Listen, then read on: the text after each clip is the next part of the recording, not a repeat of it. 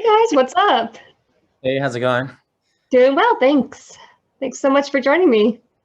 Awesome. Thanks for having us. How's everything going where you guys are? It's good. It's lovely and sunny outside, which is a nice change for England. Just doing some finishing touches on the record, so it's all go. Nice and busy. Yeah, seems like a exciting time for you guys. Yeah, it's fun. Whereabouts are you right now? I'm in Boston, Massachusetts. So Yeah. have you guys ever been here? I have been there lots. Oh, really? What were your thoughts? I like it there a lot. Yeah, I feel like all my European friends, when they first came to Boston, they felt like it was the most European city they've been to in the US, I guess. Yeah, it's a cool city. I'm guessing because of the history, such an old city. Yeah. Well, in nice. American standards. Yeah, by American standards, yeah. But anyways, yeah, I'm really loving the new single Yesterday. Thank you. Thanks very much. And yeah, the video is very breathtaking. Where was that filmed? So we went to Derbyshire. I think it's just inside Derbyshire, isn't it? There's a place called Bamford Edge for the sort of mountaintop scenes of the cliff edge and stuff like that. And then the sort of old ruin, that's a place called Jervaux Abbey, which is in Ripon, which is sort of Yorkshire area. But we dropped on really lucky because we really wanted snow. We'd looked into getting a snow machine just to make it look like that little bit more epic. And then literally the day before the shoot, it started hammering down with snow. So the ground was just covered in snow. It really added to it. It made it look so cool. Well, the choices were we could drive to Scotland, which is like 6 hours from here. That was a serious consideration. We could drive to Scotland. We could get a snow machine, or we could just pray it was going to snow, and then that's what happened. So we got lucky because it's in the hills, and there was quite a bit of snow, and we were freezing our asses off. But it was it was awesome. And then the Abbey shots. It's a really cool ancient ruins from like 11 or 1200. So it had a really cool history and vibe, and nobody was there, so it was perfect. We shot all day with no issue. Oh wow. No, it came out amazing. Yeah, I thought like all those scenes on the mountain were like actual mountain scenes. Yeah, no, they were real. And the bird scenes when the birds landing on her arm, all of that's real. Those falcons were real. There was no CGI or any fun effects like that. It's amazing how many people have watched it and come back to us and said, oh, like, how did you do the CGI and all that? And it's like, no, there's no CGI. It's all 100% real. We had to climb a mountain and freeze our asses off, take gear up to the carry drum kits all the way up. It was take that, Tom Cruise. Yeah. Wow, that's amazing. it was actually a fairly low budget video too, so we didn't surprisingly it doesn't look like that, but yeah. Awesome. Yeah, and so the full length debut album, it's gonna be out June 25th, is that correct? Yep. Correct. We're just finishing it off right now. Oh wow. And how many tracks will there be? So on the there's going to be two versions of the album. So there'll be a regular version which should have 11 songs on it, and then there'll be a deluxe available shortly after that, which we're not going to say how many songs because we're undecided, but there will at least be secret 4 additional songs. That's cool. And I know vinyl is coming back, so do you think you'll release any vinyl versions? Yeah, definitely. So we're looking into we're already on it with the album, and then I think there's going to be a super special version for the deluxe, some crazy colors and all that sort of stuff. But cool. Yeah, it's going to look cool as well as being a cool little sort of collector's item, I think. So it's good. Yeah, absolutely. Do that. I know you guys said that some of your songs are like difficult to play live. So how are you hoping to transition them to the big stage? Really rehearse our asses off. I mean, there's some that, from a musician perspective, there's a lot of like guitar tunings where, we're playing sometimes 3 or 4 or even more different tuned guitars on the track. So it's just a matter of like figuring out, hey, what am I going to make work for the live scenario on this. And the vocal ranges, I mean, Dan will tell you more, but vocal ranges are way up there. So it's he's not going to have a lot of breath. Yeah. I think the workout routine's going to start now. Maybe build up my lung capacity as much as possible so that when it gets to the point where we're allowed out, but no, it's yeah, there's some really sort of big stuff on there, and like I think, like Mike said, it's just going to be rehearse, and then I have faith in the whole band though, and how good sort of musicians everyone is. So I'm pretty sure we'll pull it together, and the live show is going to be amazing, because I feel like when I listen to music, that's what I sort of listen for, is like if I was stood on in a field at a festival, how epic would this sound coming out of those massive speakers? And I just feel like this music and this album is just that. It's going to sound huge, and I can't wait to play it live, to be honest. But it's definitely going to be some hard work. Well, I have faith in you. You can do it. But it's really exciting that, you know, in Europe, there's all these concert announcements, festival announcements. I'm like, I can't wait for the US to get their act together so that we can have some concerts again. We were saying the same thing this morning, because we saw a clip of Machine Gun Kelly playing to like a sold out house in Florida, but nothing. Yeah, so Florida, that's like a whole different country. Yeah. Yeah, nobody has a mask on. It was like nobody cared. But we're just starting to open up here so we can go to pubs outside and sit at a table with a certain amount of people. But we're still pretty locked down as far as not allowed concerts or live music yet. Yeah, like even when you go to the pubs and stuff at the minute, you have to sit down. You can't, like, there's no sort of mass gathering of any kind or anything like that. Like, it's all sort of quite rigorous and strict, and you just have to sort of stay within your sort of 6 people table and stuff. But the sort of plan, the roadmap's been laid out, and it looks quite exciting. And we've got a release show in Oldham on the day of the album release, which is, I think, 4 days after the plan stops and we're supposed to be back to normal. So if we do go back to normal on that day, we're absolutely fine. If anything gets pushed back, that'd be a bit scary, but we'll cross that bridge when we come to it. Oh, well, that's exciting. And I love the quote that you guys gave about acknowledging that a band needs to establish a connection with their fan base in order to function in the long term. I really, you know, appreciate bands who, you know, don't take their fans for granted. Can you talk a little bit about how you plan to connect with your fan base, whether, you know, it's during quarantine or after quarantine? I think just maybe being a bit accessible and responding to as much as we can.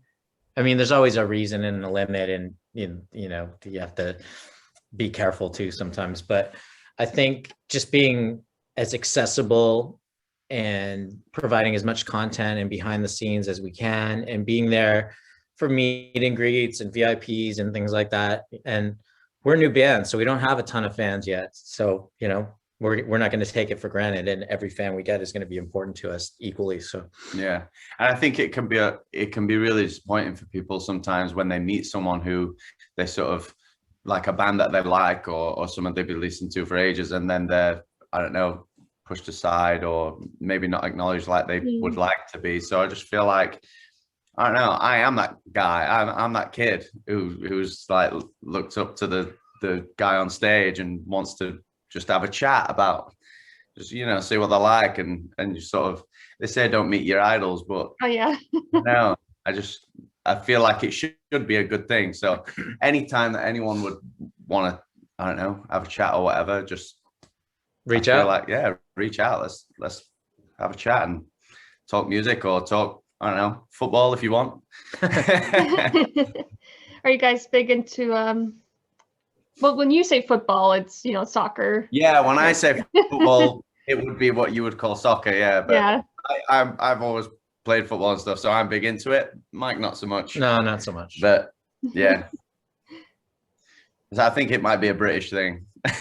Maybe. Are you like a Manchester United fan? Or? I am a Manchester United fan. Yeah, Nice. Yeah, I'm not actually from Manchester though, which is, I don't know, maybe a little bit embarrassing, but Well, not yeah. really. I mean, we're very close. I mean, But yeah, our studio's 20, we're 20 minutes from Manchester where we are right now. Okay. Manchester. Do you know Twisted Illusion, the band Twisted Illusion? yeah, we do actually. Yeah. Yeah, I think Um, they're from Manchester, right? We're having them open up for us on our release Nice. party. I love Matt. He's so Super. much fun. Yeah, he was over at the studio last week chatting with us and hanging out. That's really cool. Nice. So, to wrap up, what's your favorite concert memory? Whether it's like one you went to or wow. I think two actually stick out in my mind. I'm going to be greedy and go for two. So when I was like 16, I went to Liverpool to watch Taking Back Sunday, and it was the first like proper like rock concert, I suppose, that I'd ever been to. And I got right to the front, and Adam Lazzara was doing all his like microphone spinning and flipping all his tricks and that. And I can just remember being stood there like in awe, just like, oh my God, this is so unbelievably cool. So that really sticks in my mind because that kind of molded me a little bit as to how I am on stage. And then also, I can't even remember now what the other one was, so I'll just go for that one. Oh, no, I remember what it was. It was a Bring Me the Horizon concert, and it was only because it was in a really small room, and the roof was really low, and there was like sort of these iron girders across the roof, and people were like hanging upside down by their legs, swinging and like moshing and swinging their arms and stuff, and it was absolute chaos. And that's just an incredible show for me. When it's absolute chaos in the crowd, it's a good show. I would say for me, it would be Michael Jackson. Oh, you said Michael Jackson. Michael Jackson. Yeah. Victory Tour. I was little, but I remember that. And I remember seeing, I think Jennifer Batten was playing guitar with him. So I remember saying, oh, I want to do that. I want to play with Michael Jackson. And then the other one would be, if I get to, no, I'll just stick with that one. That's... I mean, that's a good one. Did you do the moonwalker in the show? Mine in? Oh, my little daughter just walked in. Oh, that's cute. Okay, I'll let you wrap this. Okay. Yeah, I've heard a lot of good things about Bring Me the Horizon. Are they British or are they American? They are British, yeah. They're from just down the road from me, actually, because I'm from Rotherham. And I believe one of them is actually from Rotherham, which is the same little town. But I think the rest of them, or at least a couple of them, come from Sheffield, which is just around the corner. But they're really sort of doing really well at the minute. Yeah, I've been hearing so much about them. I'm gonna have to check them out more. Yeah, definitely. Everyone I talk to mentions them, and I'm like, I guess I'm really behind on the the fan wagon. That I would recommend for you to check them out. I think they're really good. And they've really evolved over the years as well. Because they started out as like a deathcore band. It was like really, really heavy, and then as they've progressed and sort of grown, they've changed a little, but it's still really good. But yeah, I went to see them like years and years and years ago when they were sort of first doing the rounds in the UK. At a little place called Joe's Well in Leeds, which is like an underground bar that maybe you could fit probably about, I don't know, 50 to 100 people in or something like that, if I remember right. It was like a tiny sort of venue, but there was a lot of buzz about them back then, and they've just gone from strength to strength, I think. Wow, that's awesome. So they've really grown, I guess. Yeah, definitely. It's good when bands do that, I suppose. I can't wait to write our second album. Oh my God, so sorry. Come out yet. I can't wait to do the second. No problem. I was expecting something, I don't know if you saw that viral video of this. I don't know if he was a business guy or a politician, but he was doing like a Zoom meeting, and then his kid just kind of comes in, dancing. The nanny comes in and and then like the baby was in the walker. Yeah, trying to come into the room. And then there was the one with the news guy in his pants off. Yeah. Oh yeah, I heard about that one. The judge thing where he's a cat. Have you seen the one with the judge and the guy's got the cat face on his On his computer. filter, he had a Zoom Oh filter. yeah, he's like, I'm not a cat, and then Yeah. Yeah, Brilliant. that's hilarious. Well, to wrap up, I just wanted to see, if there was anything else you wanted to mention about the album, what people can expect from it. You can expect it to come out on the 25th. And And got I a think couple of singles as well coming up before then, so that's yeah, so we'll be releasing a single in between now and when the album comes out. So that'll be at the end of May. Another single will come out on the launch of the album. And then hopefully we'll just have more singles as we go to radio after that. Very cool. And it's going to be like a combination of kind of like melodic mixed with like heavy riffs. Is that what people can kind of anticipate? Yeah, I mean, there's a good blend of songs and a good mix. And then we'll have some bonus like songs on the deluxe edition that you can get that are a completely different vibe. But I think there's like poppy melodies, really strong hooks, heavy drums and guitars, Dan screaming his face off, but still Nice. being melodic. And I think there's a good hybrid of like modern poppy elements, but also, we're staying true to our rock roots and that vibe. Well, that's right up my alley. So I can't wait for it. good. You'll have to get in touch and let us know when it comes out. Let us know what you think and stuff, and we'll have another chat and all that. Absolutely. Then we'll have to hopefully have you guys perform in the US. We Yes. would love to. We'll come and play Boston. Please do. Should Yeah, be your first stop on the tour. I wouldn't mind. Yeah. Let's do Boston. We're coming to Boston. Hopefully sooner than later. Well, guys, I really Hope so. appreciate your time, and I know you got to get back to the albums, so I really appreciate chatting with you. Thanks for Yeah. having us. It's been really fun. Thanks for having us. Take care. Take care. Take Bye-bye. care. Bye-bye.